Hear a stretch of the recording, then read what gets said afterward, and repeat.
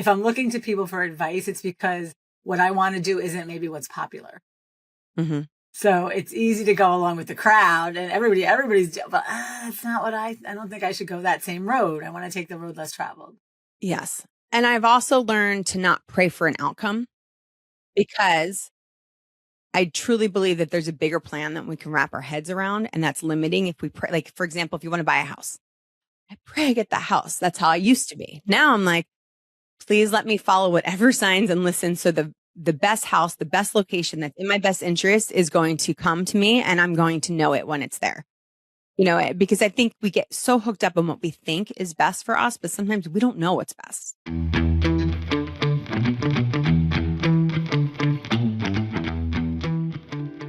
Hello, beautiful humans, light keepers, and leaders. It is Michele Phillips with this episode of Write Your Outcome. You guys all know, as I said, you might not have written the beginning of your story, but you have control of writing your outcome. And today I have a really special treat for you.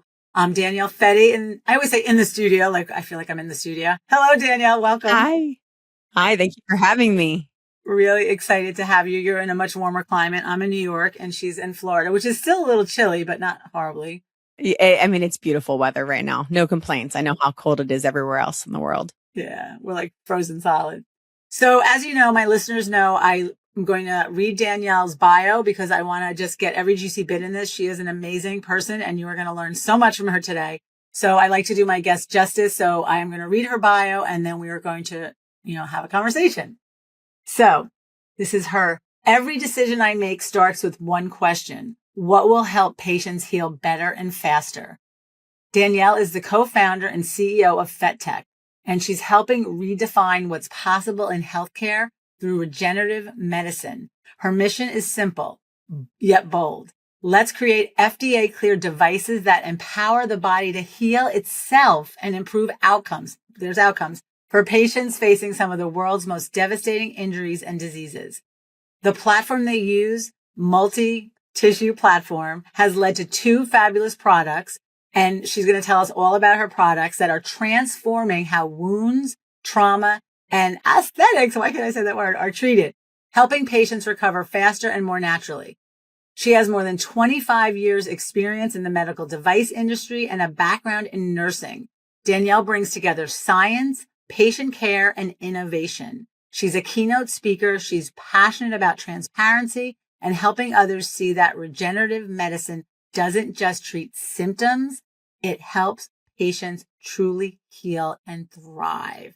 I get chills just saying that. So this is a big story and we don't have we have half an hour or so. And I know you were a nurse. So let's start there. So being in the medical field, being a nurse, what led to the creation of Fettech? What was the steps that you went from one to the other? I went to nursing school because I struggled in school, so medical school wasn't an option for me. I got into college because I played sports, and then I talked my way into a nursing program. I always knew I wanted to go into healthcare. Even as a little girl, I was like the first one, if someone was sick or injured, to want to help them heal. So that was just like a knowing really deep within me. And no one else in my family came from the medical field. So I recognized this was my calling. But in nursing, I felt like my hands were tied, like I was more creative. I wanted to help more patients. And I was more just following an algorithm as a nurse, like clocking in and out. And although I love my fellow nurses, I just felt like the universe had something bigger in store for me. So I jumped over to the pharmaceutical medical device side where I was in the OR, educating surgeons on cutting edge technology. And therefore I had effect on lots more patients because it was almost like train the trainer. I would train surgeons about things they didn't learn in medical school. And then they would therefore help patients with some cutting edge technology. You said so many good things there. So first of all, I love that deep knowing. I have such a respect for nurses because I could not do it. I mean, we have jokes. My ex-husband, once he called me, I just started a new job. I was young and he's like, I can't breathe. And I was like, well, drive yourself to the hospital. I just got this job and I can't leave. And then the next call I get is like, he's being admitted because his throat is closing off. So I like to heal people's minds, I guess, more than their physical bodies. So being a nurse is really special. So you knew that from an early age.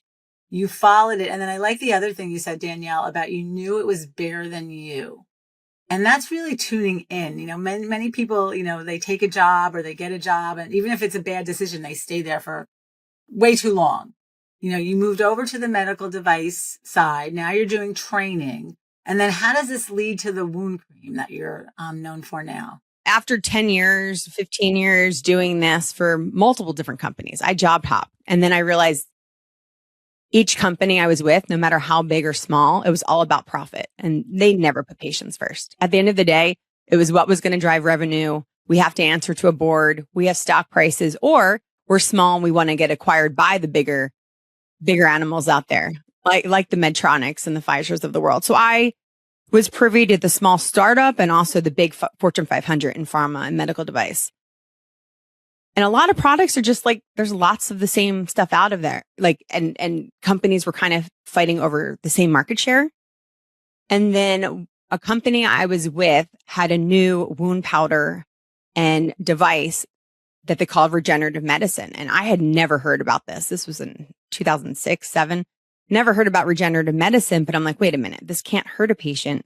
It can only add value. And I've never heard of anything like this before. And then I would see how, you know, someone would come in with a massive infected wound and everything failed on this patient, and we would use this product and it would heal. And I just fell madly in love with the technology. And then I met my husband through trying to help a patient. So my husband was the developer of the products that my teams were selling. And together, he was the first person I ever met in corporate America. Like, I was like in awe that I had finally found someone that cared as much as I did about patients. And we would stay up morning and night. There's a specific patient we helped together. And that's how we became best friends and colleagues. She had pyoderma, which is like an your body attacks itself, and she couldn't heal. But it was just so comforting to know that he cared, but also he's an engineer. So I would suggest ideas, and next thing I know, he was creating them. I love it. Wow, we're the dream team at work. But he's the last person I ever thought I would date or married. I love it. Ever. Okay, that's another podcast, but I have a question. Yeah. So we might go there. For people that don't, I mean, I can assume, I think I know what regenerative medicine is, but can you just, so the listeners, everybody knows exactly what you're talking about. Can you define that for us? It's using things that are naturally found in our bodies, so our natural biology, to help heal ourselves, to repair disease or injury in an all natural way. Versus something that's made in a lab? Is that what we're saying? Yeah, basically, things that aren't naturally found in our human bodies. Instead of like slapping a Band-Aid on something, we're actually repairing an injury. And when people are healthy enough to heal, for example, if you have a wound, most people get scar tissue, which is our body really protecting ourselves. It's saying, you know, I want to patch over this as fast as possible so we don't get an infection. And regenerative medicine is saying, no. We're signaling to your body to repair differently. And instead of forming scar tissue, and instead of going through that inflammatory response where you have pain and swelling and oozing, we're going to repair and remodel what is injured so your body doesn't recognize that there was ever an injury in the first place. So tell us about the products. So there's 2 products you're working with right now that are, I guess, again, I am not a doctor or scientist or any of this stuff, but I'm guessing like it's almost like it's bringing, to me, it says it's like bringing oxygen. It's bringing everything you need and nutrients to that site so that site can heal itself.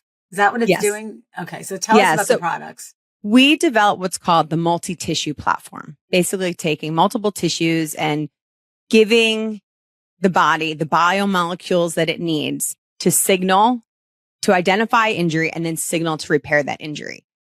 And from this platform, we're working on a variety of projects to get a variety of indications, from nerve regeneration for spinal cord injury to lung inhalation. And basically, wherever there's damage to the body, if you put the MTP, the goal is to recognize the injury and naturally repair. What's incredible about it, it's the safest product I've ever worked with. We have 2 from that platform, 2 FDA cleared products. The first was a wound powder, and that's indicated for all types of wounds. And then from the powder, the goal was to create a liquid, because in liquid version, we're able to scientifically explore other treatments that have never yet been entered into the medical field. We're like the first and only company to have been able to develop a regenerative liquid from extracellular matrix, which is a little bit more in depth than your audience probably wants to know. But have been in the past other powders or other sheet products, which are great for wounds. But if you really want to move along the medical world, you really need a liquid form, because now we can explore injecting it. What happens if you have MS and I were to potentially inject it into this lesion? Could it repair that lesion and help with the MS? If you have a heart attack and your heart muscle dies, could we potentially inject the heart to prevent further damage? So there's so much incredible research that we're doing to see where else we can take our technology. But right now we have a wound powder, and then we have a gel liquid version of that powder, which is called Reagel. And right now that's used in a variety of wounds. It's used in aesthetics. It's used for surgical wounds. Some people use it to minimize scarring, just enhance healing. I love it after like a CO2 laser. Not from a vein perspective, but also I've had skin cancer, and it can help reduce the risk of not our product, but CO2 laser can reduce the risk of having something on my face that needs to be removed. And then Reagel helps me heal really quickly. I love it. So my brain is popping, and I'm picturing like you and your husband, you meet, like you're coming up with these great ideas. He's engineering them, but you still have jobs, right? You're still working for somebody at that point when you first met. We were working for. I'm interested in the backstory. Like, how did you jump off and start this, or where are you in the journey? I was with a different company. So his company made the product that my company was distributing and selling. And then the company my husband was with asked me to come on board to start that sales force. So I did. So we actually moved to a different state, believed so deeply in the company. And to be honest, we saw some really disturbing behaviors that with this company, they were so desperate to grow revenue so they could get acquired and cash out. That was the sole purpose. So they did things that jeopardized patients' safety. And my husband wouldn't sign off on it. And anyone can look this up. It became a legal issue. And the day I gave birth, my husband and I were both out of jobs as a result of it. And I said, this is the biggest blessing. I mean, at the time, I didn't know the blessing, but at the time, my husband and I were kind of warriors, and we are really good in bad situations turning into a positive. And we're saying, you know what? This is the sign. We're going to do this ourselves. He had so many ideas of how to advance medicine, and the company that we were with didn't want to hear it because, again, they didn't want to invest money into research. So you really did write a brand new outcome at this point, like from ground zero. So how old is this child now when you had So now she's 13. Okay. I have a 26-year-old and a 13. At the time, I had a middle school student and a newborn, and we were both out of jobs and in a weird state where we were renting a house. Okay. So you start this new company. I feel like it's, me and you against the world, babe. Like, we're the power couple. We're going out. Tell us what you want. What's new? What's on the horizon for you? What's the outcome you're writing now? You've got these beautiful products now that you've proven that they work. They've been FDA approved. Mm-hmm. What's the new outcome you're writing for yourself, for the world, for healing? Well, we didn't take outside funding for a reason. I'm so proud of that. It was a really hard journey to get to where we are now financially, because to get FDA clearance costs a lot of money. The reason why we didn't take outside funding is because you can't put patients first if you're answering to a board, period. It becomes a revenue thing. So our journey has been unique, different than any other medical device company out there. And we're also creating a category that no one knows about yet. So it's an interesting dynamic. Within medicine, this is a whole new genre when we talk about regenerative medicine and the capabilities of what we could do with our material. But my husband and I, we kind of run two sides of the business. So once we get FDA clearance for an indication, my side of the business helps introduce it to the hospitals and patients that need it, where my husband's in the behind the scenes and doing all the research and trying to get new indications so that we can promote it for nerve regeneration or hearts or, knee injections, that kind of thing. But each indication needs its own FDA approval. Hello, it's Michele Phillips interrupting this podcast to talk about my brand new book, Energize Your Happiness. Tap into your personal energy and shape your destiny. I have spent 25 years researching, testing and working with high performers. And most people think that happiness is something you earn after you succeed. I am here to tell you that we have it backwards. Happiness is a habit, and it is the fuel for everything that comes next. When I learn something and it helps me in my life, I want to share it with you. I want you to have more fulfillment. I want you to have more energy. And in Energize Your Happiness, I teach you how to manage your energy, not just your time. So you can lead yourself with clarity. You can regulate your emotions and stop running on empty. This isn't about positive thinking. It's not about pretending that life is easy. It is a practical, science-based approach that blends neuroscience, habits, and intentional mindset shifts that help you move out of stress into flow and right outcomes you actually want to live. When you learn how to apply the things that I talk about in this book, you don't just feel better, you make better decisions, you show up stronger, and you create results that last. So I am so excited about this book. I want to shout it from the rooftops. So right now, if you have not read it, I want you to go to energizeyourhappiness.com and I will send you a personally signed copy. You could go to lulu.com. You could go to amazon.com. And if it's already helped you have a better outlook, feel better, sleep easier, please, I would so appreciate a review if you are called to do this. We are all in this together, and I want you to be happy. I want you to feel fulfilled. And that's why I'm so passionate about sharing this message with you. Thank you so much for listening. Let's get back to the podcast. Okay. So I want to get into, there's so many things. I want to get into like the mindset of, you know, when you're starting something from scratch and you have a newborn at home, plus you have, I don't know, I forget how many other kids you had already. You know, there's a lot of unknowns. So what kept you both focused? What kept you motivated? You know, I'm assuming it didn't just go, oh my God, we were overnight success. I'm assuming there was bumps in the roads. You know, what are your coping mechanisms? Like where do you go to build yourself back up after something doesn't go the way you want or keep yourself focused? Faith and belief, both in my husband and our ability together as like the yin and yang team.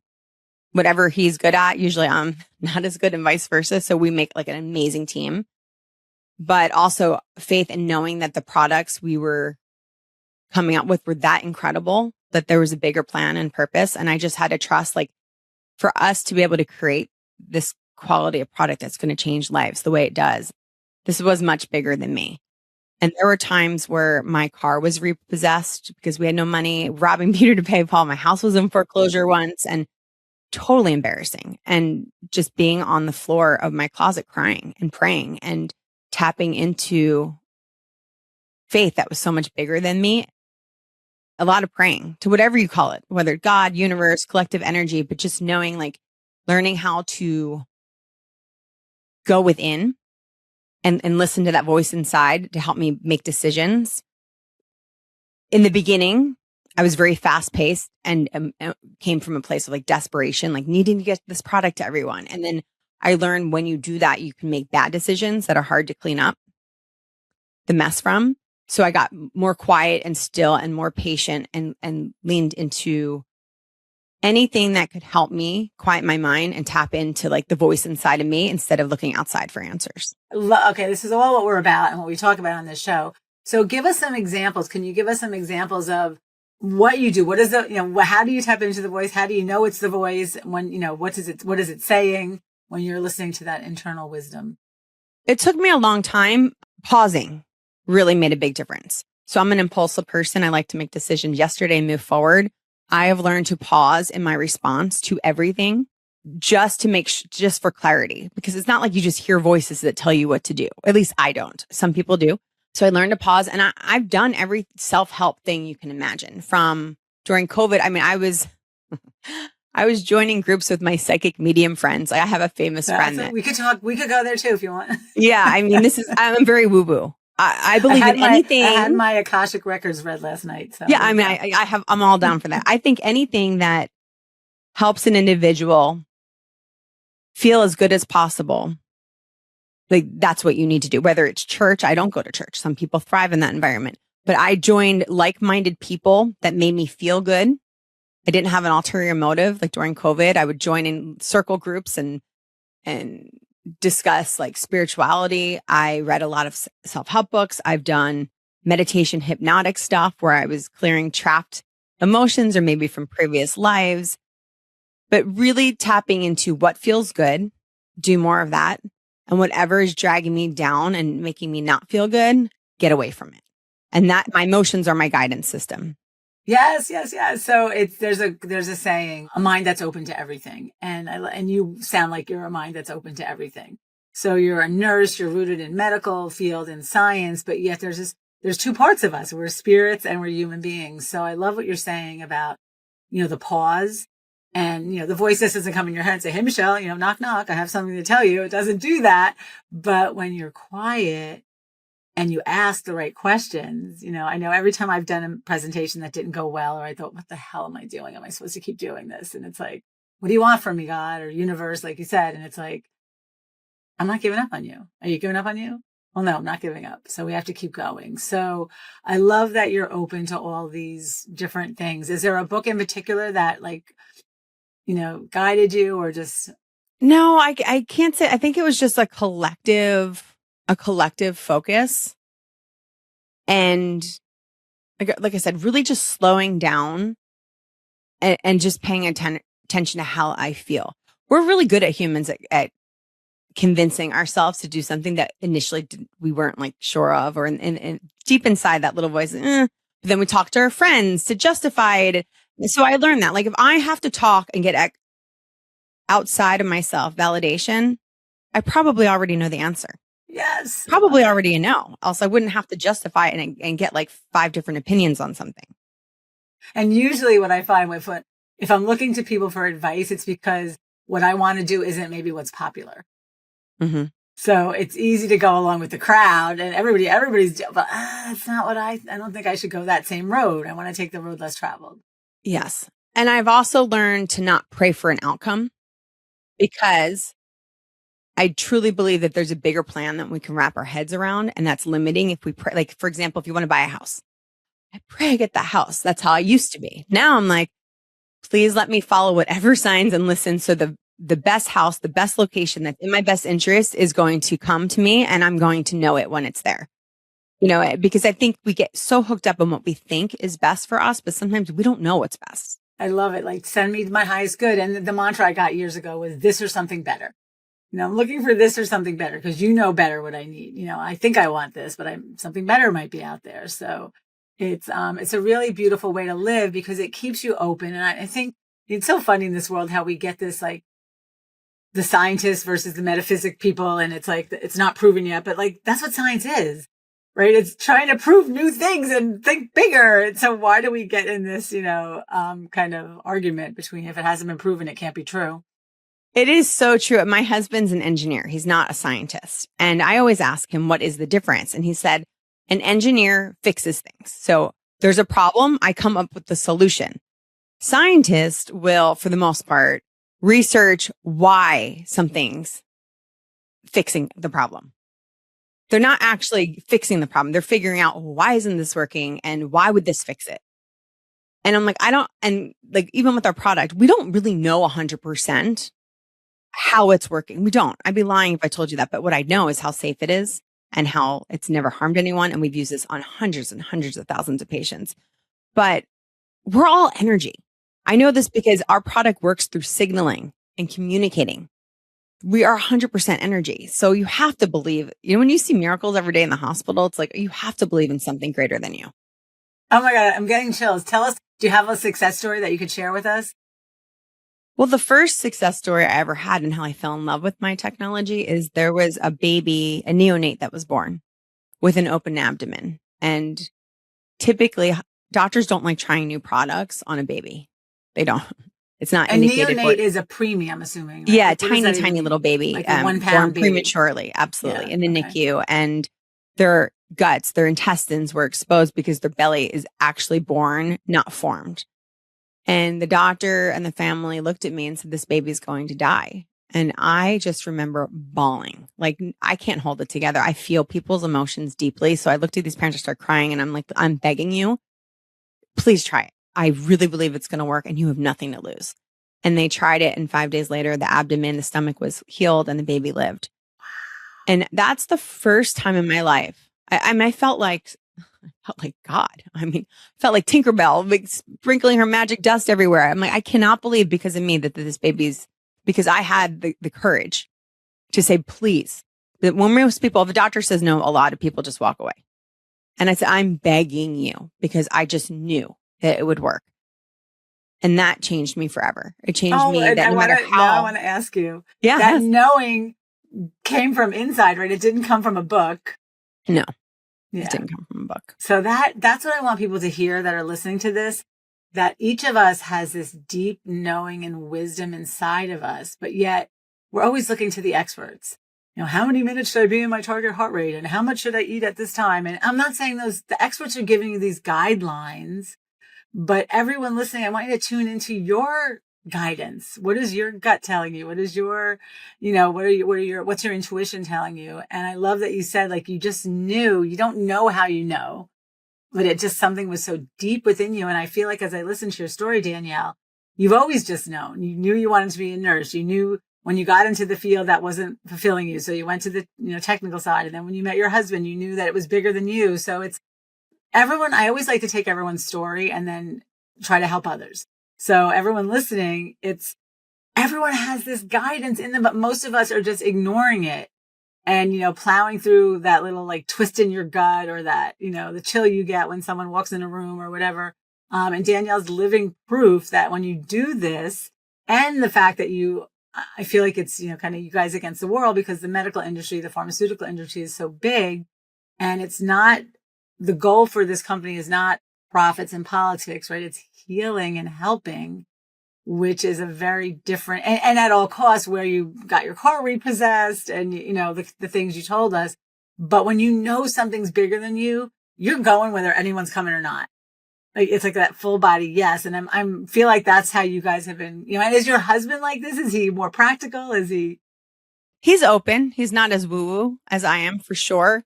But I don't think he realizes that stuff drops into his head all the time. Because I'll be like, how do you know that? But this is the best advice I got. So a childhood friend is a famous psychic comedian. And when I started doing that woo-woo classes during COVID, it's truly because I was bored. And I've always been fascinated by psychics and astrology. And I thought I had a sixth sense. But the way he explained it to me, it's like athleticism. Some people are naturally born really athletic. Some people not as much, but we all have the potential to improve and tap in to grow in our athleticism. Even if you're in a wheelchair, we can all get better at things. So it's learning how to quiet your mind enough to pay attention to that. And I think that our society puts so much pressure from the outside influence of others as to what is good or bad. And look, our world is about making money. Like whether it's the peptide conversation, the wellness, the yoga, whatever, you just have to really, like you said, pay attention to what feels good inside of you because we're all different. Mind, body, and soul all works as one when it comes to health and wellness. So if you feel like something's off, even if you're reading or your doctor's telling you this is the greatest thing, then I promise you it's off for you. It's not good for you. Yeah, so important. So how are you verbally teaching this to your children? Are you teaching this through just, living your life? Is this a conversation you have? My child was born with the biggest sixth sense. Like there's no persuading her. Like she knows, she knows stuff. I grew up very different. I was a people pleaser and I was wishy-washy all the time. Like, I'm not sure. My husband, my daughter, and my oldest are very definitive in their knowing. So I don't really have to teach her that. But I think that it's less teaching and more showing from example. Like we're good people. We care about people. We're generous. We, we care about other people. So I think kids just absorb that through seeing it. I don't think it's something that you necessarily teach. But I mean, I will add like, oh, I love how you initially thought that girl was X, Y, and Z, and you paid attention to that and you didn't let your friends, sway you otherwise. So I'll point out things to just like pat her on the back. Like, that's awesome that you're paying attention to how you feel. I love that. I admire that about you, but it's not like preachy, like let's sit down and talk about things. Yeah, no, I think modeling is the best way to do it. And I do believe that every generation comes back a little more tuned in than the one before it. Because if I think about the conversations that my parents were having, they were not having conversations about psychics and media, they just weren't, or my grandparents, and every generation comes in with that little more openness and knowing and spirituality. So I do believe that there's a book, like they're star kids, like they just, like you said, they have a deep knowing already. There's no question. What do you want the audience to know about your journey, about the company? Is there anything we haven't touched on about you? I'm gonna leave it at that. I would say the biggest thing is when we're in talking about listening to the inner voice in healthcare, nobody knows your body the way you do. And thank you for saying that. Right. And if something feels off, I promise you there's something off. It's not the doctor's fault necessarily. Like, they're inundated with like having to stay afloat and see a certain number of patients per hour to stay in business because of insurance. So it's really important that you are your own patient advocate. And even if you don't know what's wrong, keep going to healthcare providers until you are in front of someone that you feel like is listening and hearing and seeing you. We caught my sister's breast cancer, and several different people said that there was nothing wrong with her. And if I would have listened to them, she would not be here today. And I'm in healthcare. And there was moments where I second guessed myself and I'm like, heck no, I can't sleep. I can't sleep at night. I know something's wrong. So I only say this because it's so easy for our mind to play tricks on us and be like, I'm fine. I promise, if you are just proactive and keep following that voice that says something's wrong, just because someone wears a white coat in healthcare does not mean they have all the answers. Oh my God, that if everyone listening, just take that one thing out of this. Be an advocate, listen to your body. It's just so important. I love that you said that. My mom, I was going through her medications a while ago, and she was on 2, I think it was blood pressure medications. I'm like, why are you on 2? And I said, when you go to the doctor next time, please ask why you're on 2. So she goes to the doctor and I said, Mom, did you ask the doctor why you're on 2? And she goes, yeah. And I said, what did he say? And he goes, 'cause you need them. I'm like, that's not an answer. No. Why do I need them? What do they do? What are the side effects? What are the pros? What if I went off of them? And the reason, I've seen so many things behind the scenes in industry. For all you know, I'm not saying this for that doctor. A lot of people have really good intentions, but for all I know, he's getting tickets to a basketball game and wants to push that product because the more scripts, the more free stuff he's going to get. There's a lot of doctors and clinicians are humans too. And there's various reasons why they operate the way they do. Just like all your friends. Some people are open to change, open to try new things. Some people aren't. Some people are full of ego. They don't want to hear about something that they didn't learn about in medical school. So just because a doctor doesn't have a solution doesn't mean another healthcare professional. So being open to listening to your body, working with a doctor I like the word resonate with. I remember being at the podiatrist years ago, and he kind of cattled me through. So the next time I was with him, I'm like, I won't say his name, doctor. I said, I need you to be in the room with me this time. And he was like, what do you mean be in the room with me? I'm like, last time you were not in the room with me. I know you've got all these rooms lined up and they put the flag on, who's next, and you're in and out. And it's not, he is human. And I know that's not, but it's like, you have to sometimes be that advocate and speak up for yourself, and sometimes easier than not. So yeah. And do it in a nice way. Like, yes. Okay. So this is the product you want me to use, or the medication. How did you pick it? Is there anything better for me? What's the negative? What are the downsides? What would we do if something went wrong? Just in a really nice conversational way. And I'm telling you, if that healthcare provider gets ticked off at you for asking these quite very valid, important questions, then find someone else. Yeah. Love this. This is such a good conversation.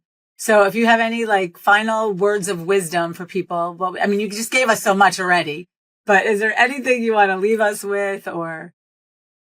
Yeah, no, just really love yourself enough to be brave enough to speak up and care about yourself. Yeah. And the age old question I'm going to ask you, what would you tell your 20-year-old self? Like now that you've lived a little bit and you have this experience, if you had your 20-year-old self in front of you, what would you say to her? Don't try to rush through to get to like the final destination. Because I always knew where I was heading. I just didn't know how I was going to get there. And I would say like slow down and enjoy the ride. Like enjoy the process of getting there. Thank you. I have so many other questions. We are going to end here. Where can people find you, follow you? Everyone listening, if you're a podcaster, you should have Danielle on your show as well. So I'm just putting that out there. Oh, thank you. Yes, I'm open. Danielle Fette on Instagram and LinkedIn. The name of our company is Fettech.com. And then from there, you can find our other companies. And the products I'm interested, I'm thinking the audience is asking, are these over the counter? These are prescription? No, it's an excellent question. It needs a prescription. It's a FDA cleared medical device. So you do need a prescription from your healthcare provider. And then, in the hospital, they buy it. And then you can reach out to our company if you want to buy it independent or outside of the hospital. So what's the website of the company? So if people are interested, they could look it up. Reagel.com and stemsys.com. Okay. So it's REYAGEL.com. Mm-hmm. And then Stemsys is STEMSYS.com. And if you go to Fettech, you'll find them all. So FETT. We said that one already. Yeah. Yes. FETTECH.com. Okay. Perfect. It was so fun to talk to you because I've always loved people who have both sides, like medical scientists and the medical and the metaphysical. Mm-hmm. So I always, I tend to gravitate towards doctors that, have, even my accountant, I have a metaphysical account. My friends are like, how do you have a metaphysical account? And I'm like, I want someone that sees both sides of the picture. So this conversation has been delightful. You are a wealth of information. There were so many gold nuggets. Thank you so much for being here. Oh, thank you for having me. That was fun. Thank you, everyone, for listening to this week's episode of Write Your Outcome. If you heard anything today that Danielle said that inspired you, motivated you, gave you a new way to look at things, please put it into action in your life and share this with someone else who needs it. So thank you for being here and make it a great day. Write Your Outcome.